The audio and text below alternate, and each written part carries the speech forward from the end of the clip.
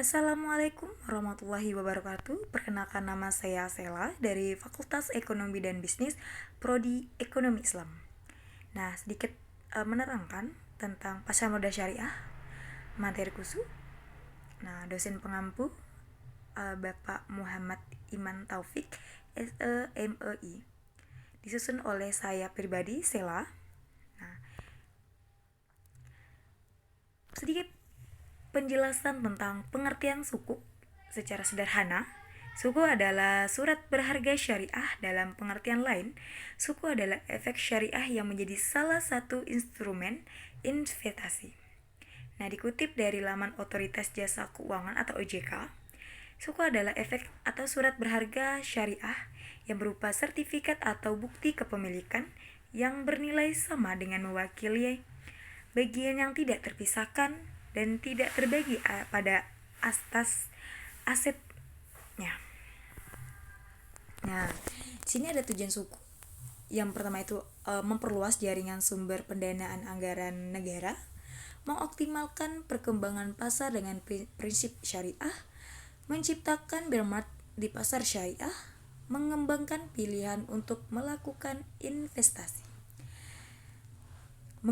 mengoptimalkan pemanfaatan barang dengan kepemilikan negara, memanfaatkan dana masyarakat yang tidak terjadi pada sistem perbankan konvensional, membiayai anggaran nasional seperti proyek pembangunan.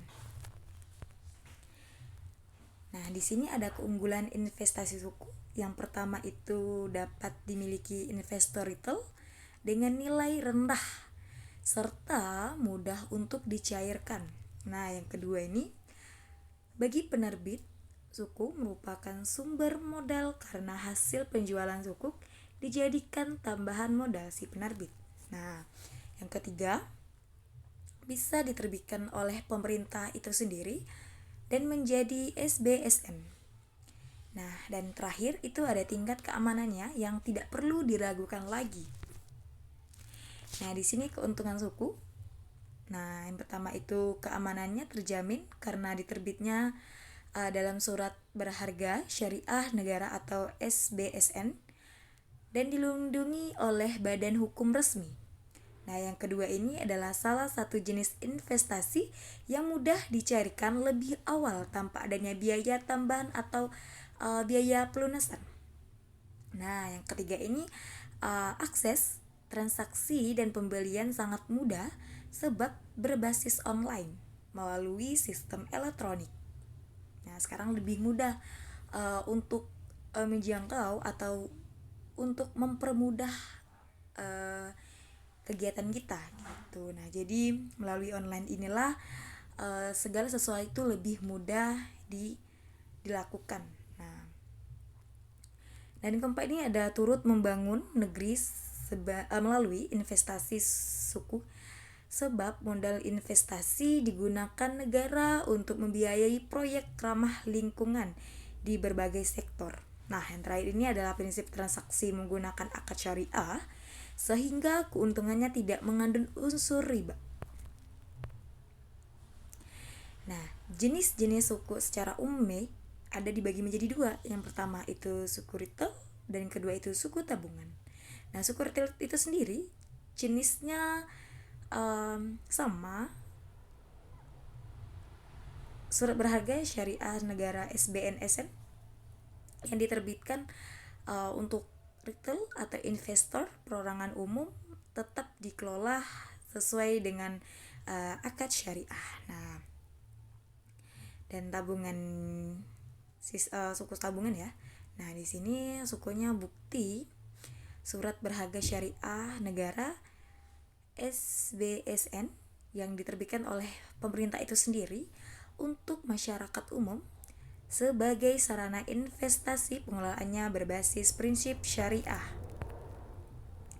Nah, di sini ada jenis-jenis suku berdasarkan akad. Yang pertama itu ada suku musyarakah, suku salam, istina,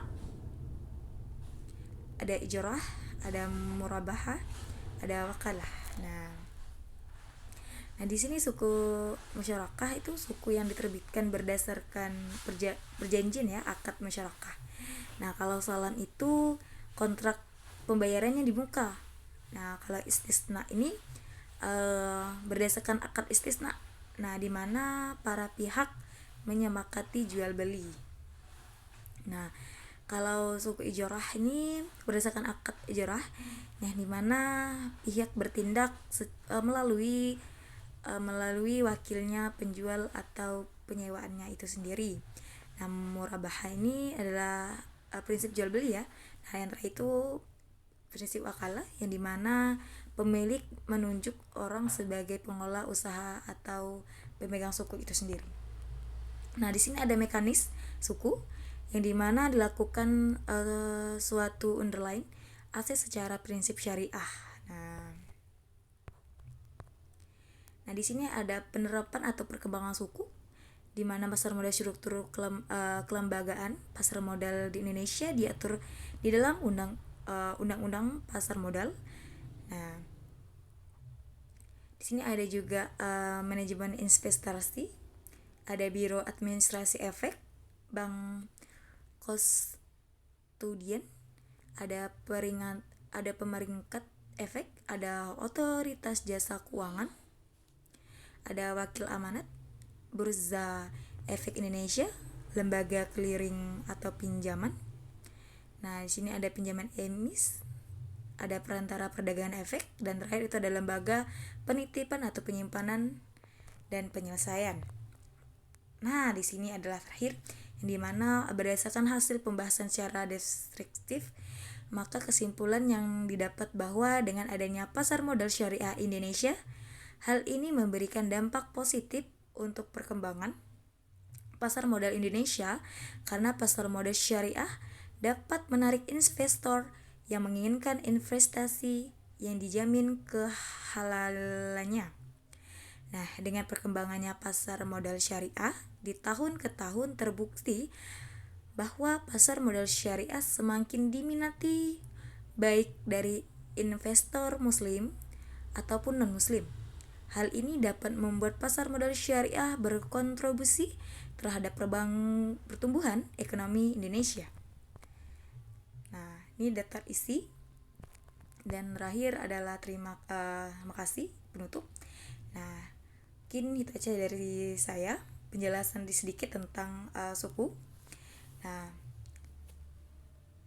benar datangnya dari Allah, salahnya datang saya pribadi.